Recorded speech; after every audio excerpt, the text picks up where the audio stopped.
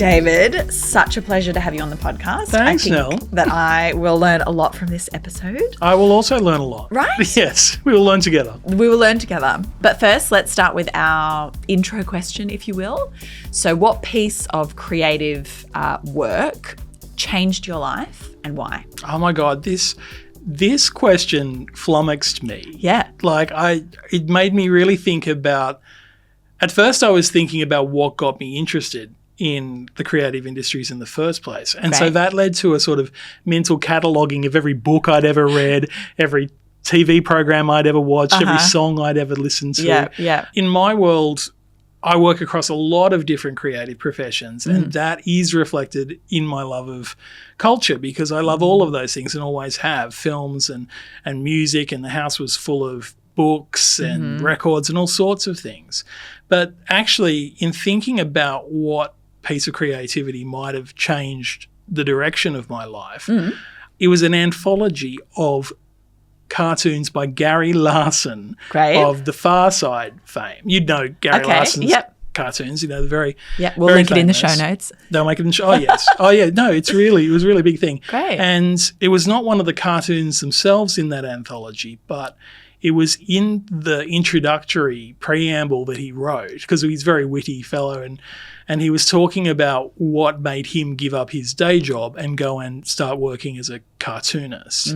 And he was describing working in some job he hated. He was standing there behind a counter being terribly bored. And as he described it, at that moment the skies ripped apart and a host of angels descended down towards him and sang to him, "You hate your job. You hate your job." Yeah. And it was at that moment he decided to change course.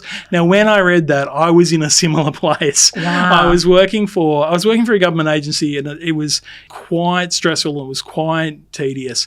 And actually at that moment I decided actually none of these things are things that I'm interested in. And so I left that job. I went to work in film and locations, and then I worked for the Australia Council as a financial analyst, and that led to a consulting career in creativity. And I suppose that little preamble in that book of cartoons is the creative work which might have changed the direction of my life. Amazing. And I think that's something that a lot of creative people can, I guess, recognize and go, yep, that's me too. I'm in a job that I hate, but I really want to be doing this other thing over here.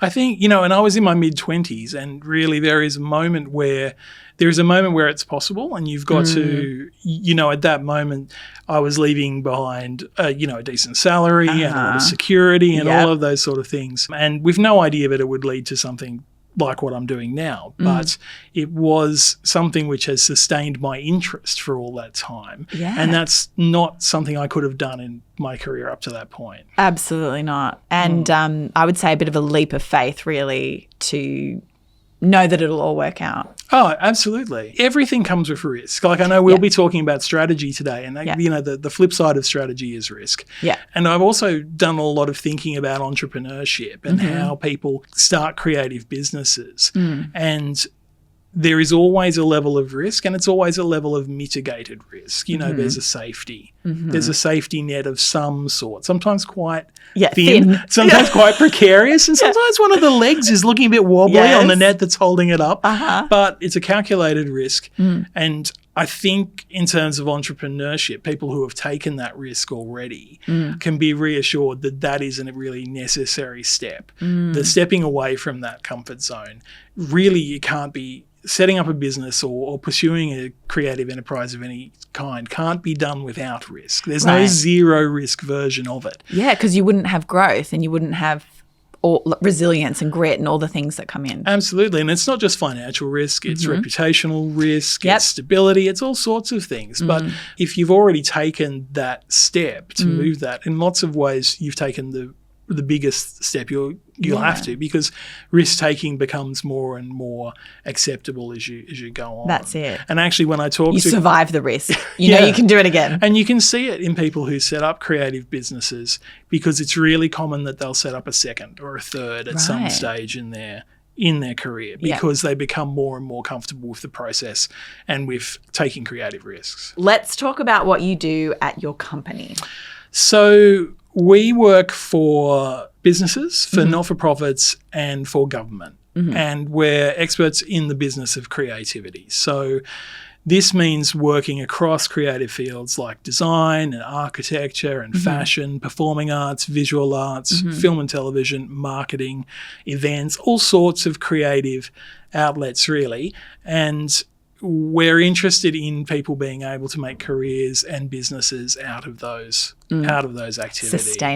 Sustainable ones. Yeah. So for businesses, we're often doing business planning or business coaching. We're setting up advisory boards, so we've got an ongoing way of providing support to those companies. For not-for-profits, we're often doing strategic reviews or business plans or operational plans. And for government, we're often engaged for specialist projects, often around strategic needs of some of their funded companies, sometimes around financial analysis, a lot of different things. So the question, what do we do in our company? I think depends on the day. It depends on the day. And it might be relevant for people starting out in their creative careers, thinking about whether they have to do one thing really, really well. And there's certainly a school of thought that says, specialise, niche, do this really well, or whether you have to do a range of different things for lots of different sorts of customers. I think both ways are potentially valid, but in my case, we do quite a lot of different things for quite a lot of different people. Never a day the same then. Yeah, believe me, never a day is the same. But I suppose the common link is that we're working with people who have creativity embedded in their business in some way, or their not-for-profit entity in some way. Well, it sounds like you have all sorts of clients. It's true. Yeah. And, the theme of today is obviously business planning. And so I wanted to talk really about the process for each client, because I can imagine it's not the same. How do you even start when you're working with a new business or organisation with the planning in mind? Yeah. And I think it's important to point out that there's writing a business plan and there's business planning. They're two different things.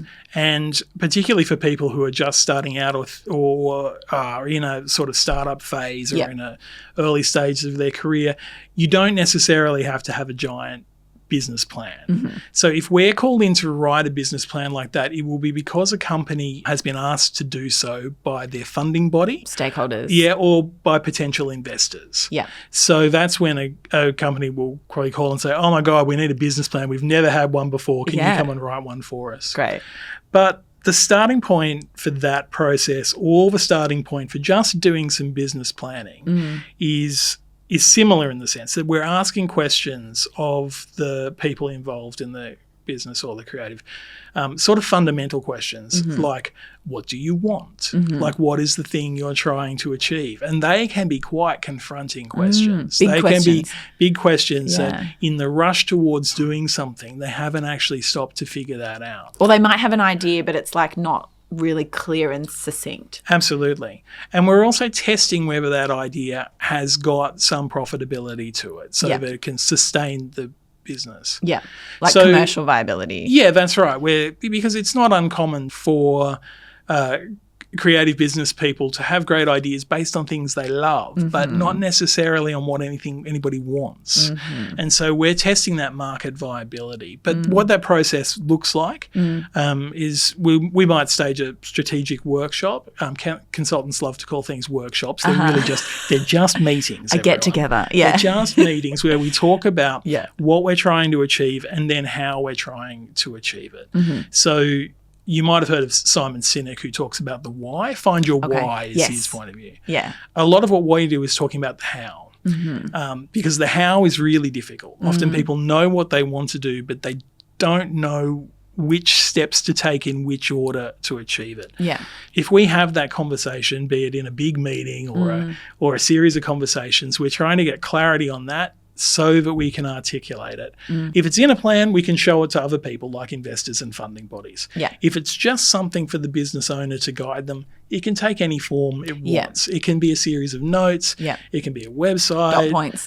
It could be an interpretive dance. I don't really mind. It's just a guide for them. So I think that in terms of the process, someone like me comes in and asks a series of fundamental questions and then based on those answers helps guide a person towards a plan of action. Yeah. You sort of covered this a little bit, but at what point are they coming to you you mentioned, obviously, they've been asked to do it, or it could be at the beginning. I mean, do you sometimes see them changing the roadmap? Like, can it happen at any time? We will help people at any stage of their journey from startup to exit.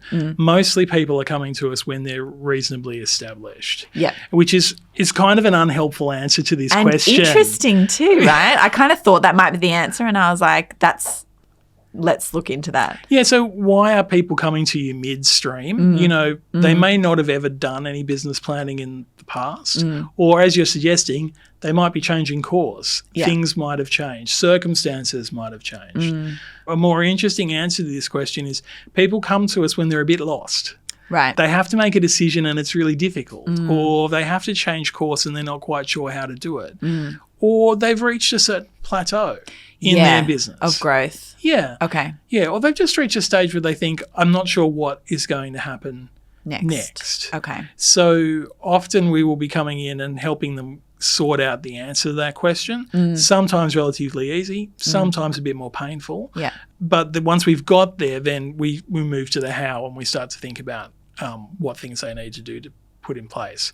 So, yeah, anytime I'm across that life cycle of a business, but if I really had to put my finger on it, it's when people are just going, I just don't know where to turn. And that's when they get in contact. So then following that, do you notice any common traits when it comes to mapping out strategy for creative businesses? Yes, Nell. Yes, I do. Great. Let's hear about them.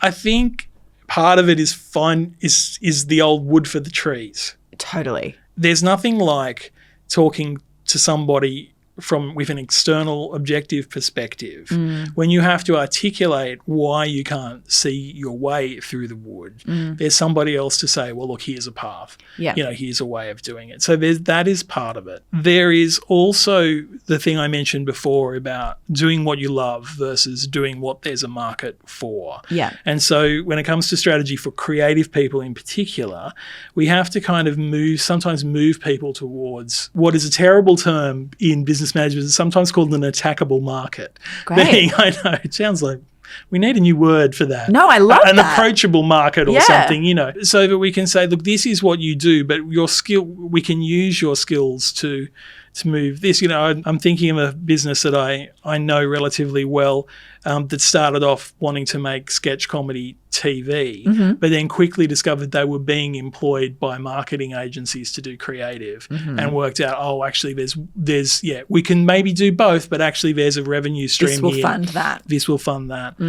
Common traits, again, that we come across in creative business owners is we're often talking about selling, because there's not a lot of comfort with being able to say, here's what I do, this is the value it provides, you're a potential customer, let's get together and do something about this. So that is another sort of commonality. Why do you think that that's like uncomfortable for creative people? Because it's uncomfortable for everyone. Got it. The idea that there's anyone actually out there comfortable with selling, I just don't buy into it. Even salespeople? Well, did you have lunch today somewhere, or have you had lunch recently somewhere? Yeah. Did anyone ask you whether you wanted an extra glass of wine or a dessert or something like that? Did anyone try and do something additional for you? Because they don't want to hear no, right? Yeah, that's right. So it's once you start noticing this, here's my challenge for you, Neil. Start noticing when people are not selling to you all the time. Missed opportunities. Yeah. There's a sense that creatives have a certain cringe around selling, and I think that's true. But also, I just don't think as a culture in Australia we're particularly good at it anyway. Oh my gosh, practiced at it. Absolutely. And I've worked with companies outside the creative industries. It doesn't get any easier. Yeah. Okay. So it is just a very difficult skill to be able to undertake. I think as well, Australians are particularly bad at selling themselves. Like I lived in the US for a long time. They have no problem with telling you how great they are. And, how amazing the plan is and all that stuff. And I think we can learn a lot from I think it's always interesting, like if I go and see something at the theatre, no one's standing there telling me about the next show that's going to be on. No one's offering me 5% off to book 2 tickets to the theatre now. It's just not built into the creative industries in this country. So we're often talking about having sales sales mechanisms built into the companies that we're working for. Right. I think the other thing to say about working on strategy with creative people is that the creative industries are very difficult to make money out of. So if you think about film and television, for instance, if you make feature films, you make one big project every few years, you've got to gather all the money you need up front to get it. Yeah, you've got to be very careful about spending it. Some of it's going to come in a tax rebate, which might come later on. And you've got to do that 3 or 4 times a year to develop a sustainable income stream for yourself. There's no other business like that. Yeah. If you think about fashion, right? So having to design a set of clothes and then send them overseas to be sampled and then bring them back and then take them to wholesalers and say, do you want to buy this? And then taking orders, right? No money has been made at all at this point. And there's heaps of work has already been done. Then you've got to go and pay for the clothes to be made. You've got to bring them back. You've got to then sell them, and then nobody wants to pay for them. The wholesalers want to send them back when they don't sell. And you've got to do that 3 or 4 times a year to generate the cash flow. These things are not like just making chairs or just selling lawyers' hours or something. There's no standard model. These are very tricky things. So the other thing about if people are struggling with the business of creativity, they can give themselves a bit of a break because it's not like it's easy. Yeah. It's a very tricky thing to get right. Let's bring it back to our core listener, the creative, so your actors, your musicians, your designers, your architects, etc., or freelancer. If I'm starting out as an individual or I'm selling a service, can you give me 3 things to think about when working out how to set up my business plan? Okay, so first of all, like I was saying before, you don't need a big old document. It can be an interpretive dance. It can be a sculpture and an interpretive dance. It can be a mixed media piece of work. Love it. You can just get started. The second thing is to think about what the problem is that you're solving. What is the reason that somebody might employ you or pay money for your goods and services? A few years ago, I was talking to a fellow who was in a band. He was in a band in the Northern Beaches in Sydney, and he was saying, we've got one regular gig, we come in on a Tuesday night. Yeah. I said, and what do you think you're doing on a Tuesday night there? Like, why do they keep employing you on a Tuesday night? He goes, we play some good music and we play a mix of this and that, and we're kind of easy to deal with. And I'm going, what's the business of that pub that you're playing at? And he goes, well, I don't really know. He says, their business is in selling meals and drink. Yep. And by you playing in there on a Tuesday night, you're enlivening probably what's a fairly quiet night for them. So you're helping them sell more food and drink. Once you understand that, then right, well, maybe I can sell them Friday night instead. Or maybe I can go into another pub and club and say, you know what, when we play on a Tuesday night, they sell more counter meals. They sell more of this. Yeah. So that's These are the results we bring. Absolutely. Yeah. That's the problem we solve for the customer. Sadly, it's not really about your music. No. And I think this is one of the things that sometimes we have to sort of reconcile with ourselves, is that the problem we're solving for a customer isn't necessarily the problem we're solving for ourselves. What? I know.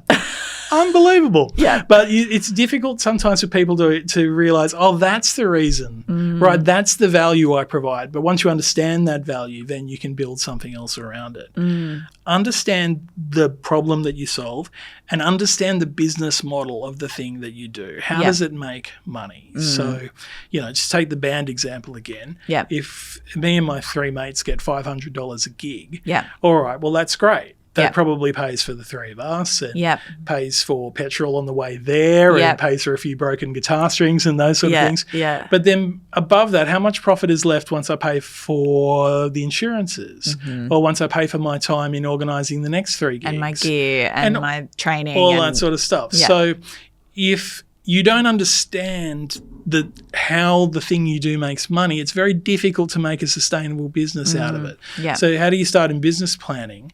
Well, if we've got a broken foundation in that the thing you do doesn't make any money or isn't sustainable in some way, that's really tricky. So you've got to understand the business model. Yeah. I think the other thing that people can do is just, if they're thinking about, if they've listened to that and they think, right, okay, I don't need a big old document. Yeah. I kind of understand what the value is that I provide to the people I sell it to, and I understand how I make money out of this. Then the next thing I do is just choose 3 or 4 things that you want to move the dial on. Like say this year, 2026, it's going to be about these 3 or 4 things. I'm not going to try and solve everything. I'm not going to try and save the world, right? Yeah.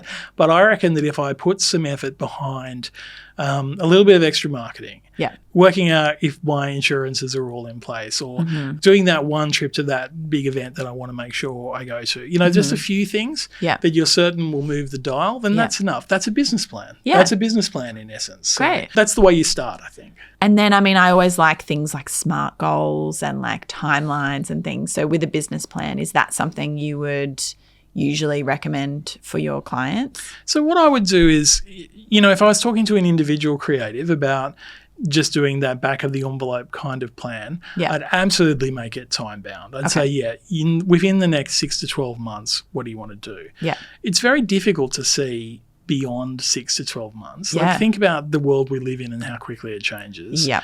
And particularly if you're a solopreneur,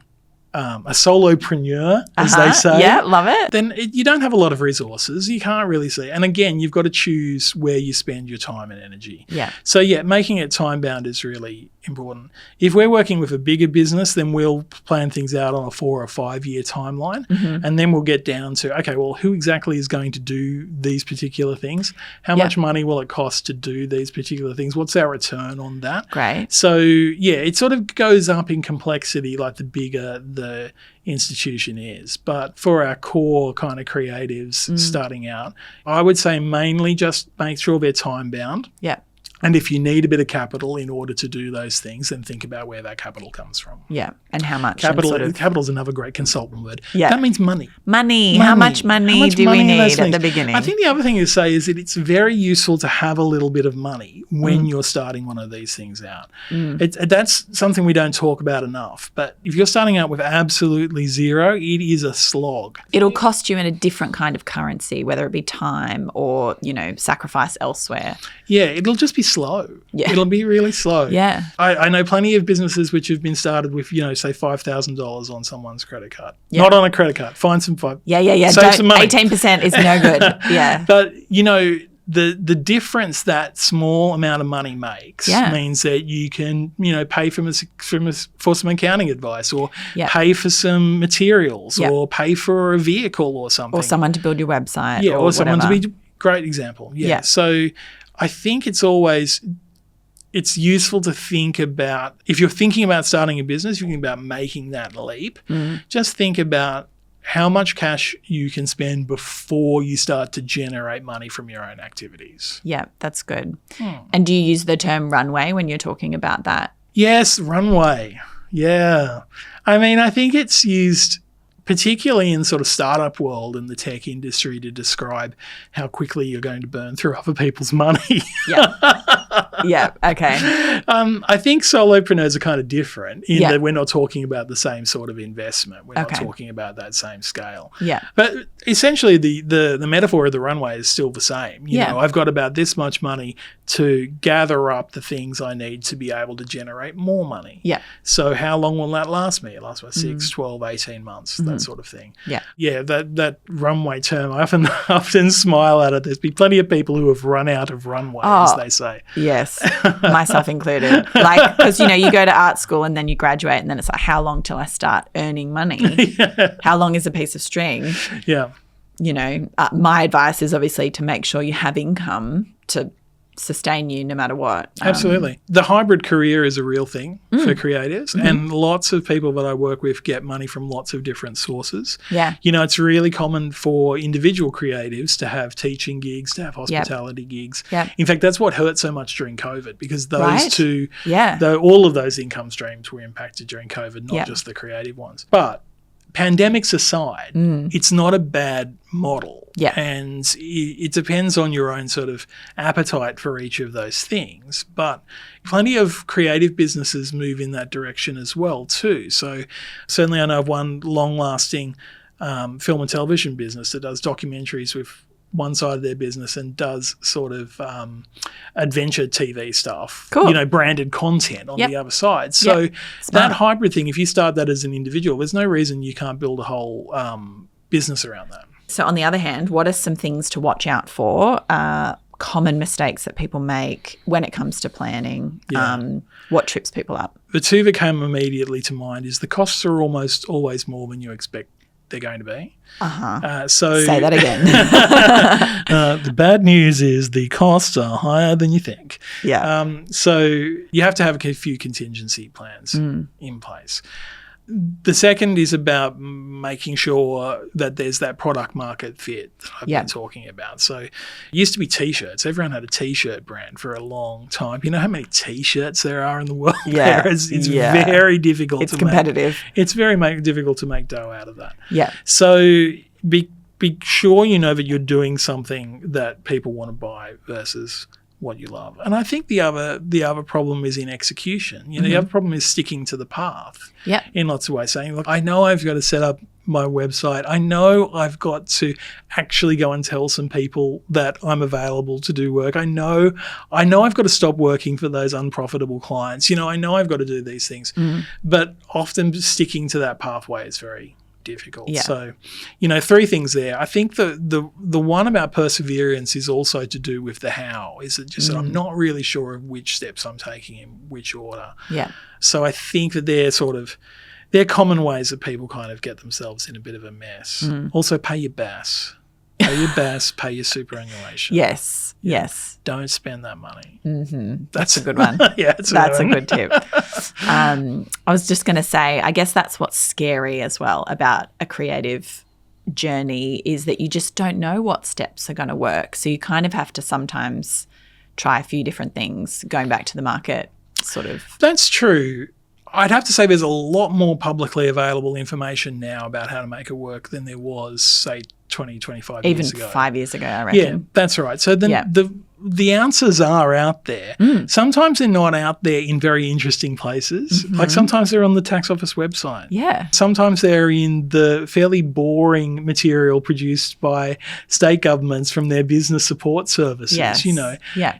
You know, there's lots of places where you can get free resources. You can find a free marketing plan template. You can find a free employee agreement. You can find lots of things, or free or low cost. You know. Yeah. You know, if you're in the arts industry, you know of Arts Law, for instance, which is a very low cost thing where you can get subsidised legal advice. Duck for Cover gives free group insurance. So there's absolutely ways of doing it, and I think we're in a much better place than we used to be. You know, sometimes people will go, I can't find any information. I'll say, well, what have you done? Yeah, where are you looking? Where have you started? What avenues have you already exhausted? Yeah, You know, that's very true. That's one of the good things about there. There is plenty of publicly available free information out there.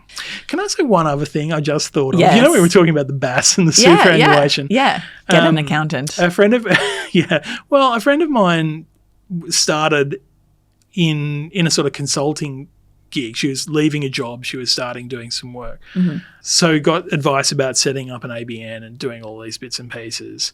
And I said, every invoice that you collect, take 30% of it and put it in a separate bank account. Good. And she said, that sounds like a lot. I said, yes, but you'll thank me when your tax is due in the following year. I said, 30% is enough to probably pay your tax or get a big chunk out of your tax and put some into super. And then she sent me a message the other day. She said, well, thank God you told me that because I got an enormous tax bill, but I had it in that second account. And I remember somebody said to me, I've sold my first consulting job and I got, it's $15,000. I said, no, it's not. No, it's not. I said, it's not. It's 15,000 minus 30%. Take that other 30 cents, put it over here. Immediately. You know, so if you don't forget tax, like don't forget those boring things. And if you're a sole trader, just like when you're in a job, someone will take the tax out of your. You don't have to think about it. You don't have to think about it. That's not going to happen anymore. You have to do it for yourself. Yeah. Okay, so can you give me some examples of plans that worked out beautifully for clients and also a couple that completely went the other way? This is an interesting question to reflect on one's failures over the time they've been a consultant. There's no such thing as like a bad failure, right? It's just quicker to learn. That's true. It's interesting, at the risk of using an example which is different which is about a business rather than for an individual creative. But I was thinking about a jewellery client of mine But I saw years ago when they were about at the $5 million mark, and they were a growing business. They had outlets, they had plenty of customers, they had online, but they had one general manager and the founders, and the general manager was doing everything. Okay. Everything. Yeah. And I said, you need to start to think about what the key functions are in your business, and you need to put people in charge of each of them. So you need someone for production, you need someone for design, you need someone for retail, you need someone for e-com. That might sound like really obvious advice, but if I tell you that business is now 5 or 6 times that size, it's not because I walked in one day and said, hey, think about the functions of these things. There's a lot of other things that happen. A lot of other people have hard work sweat and a lot of other functions, but they still have that departmental structure in place now. And of course, how could they not? If they're a big, they must have something like that in place. I think this is relevant for individuals too. You know, like as your creative business practice starts to grow, you're not going to be able to do everything yourself. So you have to think about, well, what are the key functions which enable me to put on theatre shows or enable me to put on exhibitions or make clothes or something, and start to think about whether you're going to do that in-house or whether you're going to have other people do it for you. Outsource. Yeah. So in terms of a strategy that worked, that's a tiny little bit of something which has grown quite significantly from there. I'll tell you something which has a really mixed success rate. And often when I'm working with businesses, creative businesses, you'll find that the person they came to this business as a creative. They came as a producer or a designer or an architect. Nobody wakes up one morning as a kid and says, you know what, I really want to run a small business. They say, I want to be a director. Or I want to be. So they come from that point of view. And then the business grows a little bit, and then they realize they hate the selling of it. And they think, if only I could get somebody else in to do the selling, then I could concentrate on doing the creative stuff that I love. So they go and hire a business development person. Now, this makes perfect logical sense, but rarely works in practice. I can't tell you how many times I've seen it not work. Like I can count on one hand the number of times where they found the right match. And I don't know whether it's people talk themselves into those business development roles, but then they actually don't really love the selling of things either, and they're not particually good at it. Goes back to everyone hates selling. It does. So if somebody comes to me and says, if I'm talking to a business owner and say, look, I think we're going to put on a BD person, I always go, well, let's think very carefully about this, you know, because it makes perfectly logical sense, but it rarely works. That's good. The other thing where I reflect on where strategies haven't panned out the way we've thought, it's often because people are avoiding making a difficult decision. Ooh, that's good. Yeah, so that's why I'm talking to a business owner and they've got a particularly troublesome employee, you know, someone who's just not working. And we might talk around strategies around that. Maybe there's training. Maybe there's feedback we can give. Maybe we can move the team around. Maybe we can do something like that. When actually the really tough decision is that it's time to part ways. Yeah. And actually those strategies where you're dancing around the problem, they rarely work. Yeah. Actually, some of the most difficult things we help clients with is facing the really tricky things, the really hard things, and saying we actually have to move on this thing even though it's uncomfortable. And then the strategies seem to work better then. Okay, so how can someone get started if they're early in their career and unsure which direction they want to go? Okay, I think that they should take half a day off.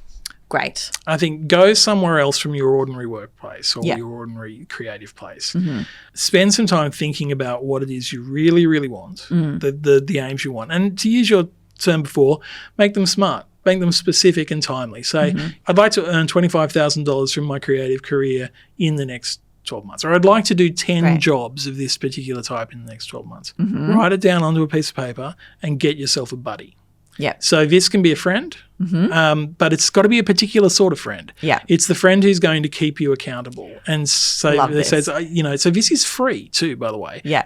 All we've done so far is take a day off, write down some things on a piece of paper and have coffee with a friend. Yeah. Then get that friend to meet with you every so often and hold you accountable to those things. Yeah. What I love about this strategy is that you can be that other person's gatekeeper accountability as well partner too. Yeah, that's right. So that's a really cheap, easy way of doing it. It's funny you should mention that because we are actually starting an accountability club on the Savvy Creative website. Fantastic. Cost of a coffee, we meet, well, it's going to be monthly to start, but then I hope to have it be weekly and people pair up and stuff because that's the main thing, right? You need to have somebody. It's like going to the gym. If you know someone's going to be there saying, where were you? You're more likely to go. So much easier. Yeah. That's a terrific idea. Club accountability. Yeah, accountability club. Can you talk us through any trends in the market right now from the arts industry perspective? What are you seeing firsthand?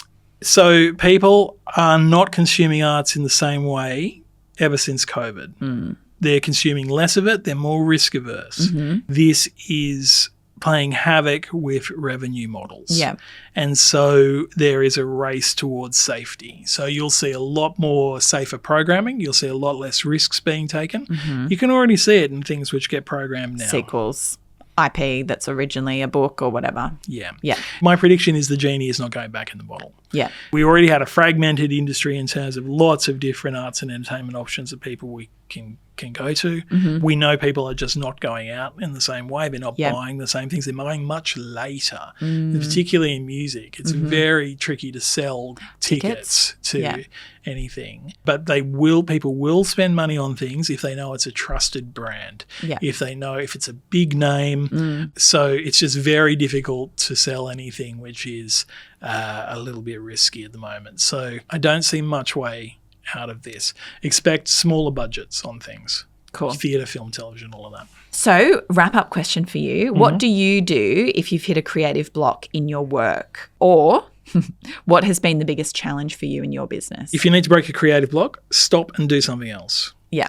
There's a book called How We Learn by Benedict Carey. Cool. I love it. It's a bit dense, but it's got all of these things about how the brain operates and how new ideas come. Provenly, we know it ourselves that this happens. So it's the easiest, most effective way of breaking a block is just stop and do something else and come back to it later on. In terms of the difficulty in my business which I face, scaling. Cool. Scaling is tricky. Like professional services businesses which rely on one or two people and time. You know, you'll read a lot about how, you know what you need to do? You need to productize, you need to get retainer income, you need to pull people in to do it and do it, and just spit it out and get people to rinse and repeat.